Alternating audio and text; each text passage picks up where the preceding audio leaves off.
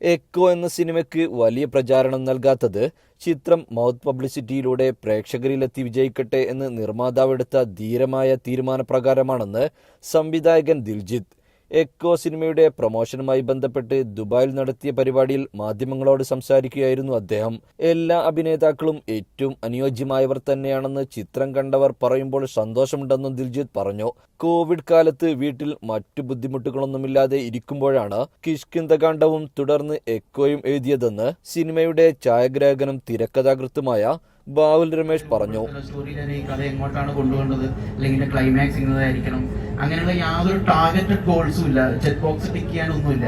അപ്പൊ പോണത് പോലെ പോട്ടെ, ഒരു ടൈം പാസ് എന്നുള്ള രീതിയിൽ, ഒരു എക്സസൈസ് എന്നുള്ള രീതിയിലാണ് തുടങ്ങുന്നത്. അപ്പൊ വെച്ചാൽ ഒട്ടും പ്രഷറല്ല, ഇത് ഇവിടെ കൊണ്ടുപോയി മുട്ടിക്കണമല്ലോ, ഇത് എങ്ങനെ ഞാൻ അവിടെ ആയിട്ട് കണക്ട് ചെയ്യും എന്നൊക്കെയുള്ള ടെൻഷനുകൾ വരുമ്പോഴായിരിക്കും നമ്മൾ ചിലപ്പോൾ ഇച്ചിരി ബ്രെയിൻ വർക്ക് വരിക, അപ്പോഴായിരിക്കും ഫെറ്റീഗ് വരിക, പ്രഷർ ആവുക, സ്ലോ ഡൗൺ ആവുക.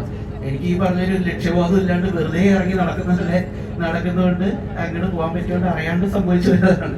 മികച്ച കഥാപാത്രങ്ങളെ മാത്രം തിരഞ്ഞെടുത്ത് അഭിനയിക്കുക എന്നതുകൊണ്ടാണ് മലയാളത്തിൽ സിനിമകളിൽ കൂടുതൽ അഭിനയിക്കാത്തതെന്ന് നടൻ നരയൻ. എക്കോയിലെ ശക്തമായ കഥാപാത്രത്തെ മികച്ച ഒരു സിനിമയിൽ അവതരിപ്പിക്കാൻ പറ്റിയതിൽ ഏറെ സന്തോഷമുണ്ടെന്നും നരൻ കൂട്ടിച്ചേർത്തു. തമിഴിൽ പോയതുകൊണ്ട് പല പ്രോജക്റ്റുകളും മിസ് ചെയ്യേണ്ടി വന്നിട്ടുണ്ട്.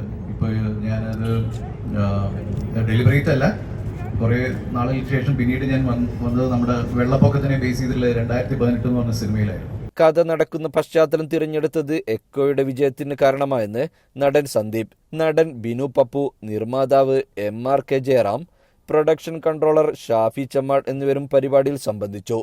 ജീവൻ ന്യൂസ്, ദുബായ്.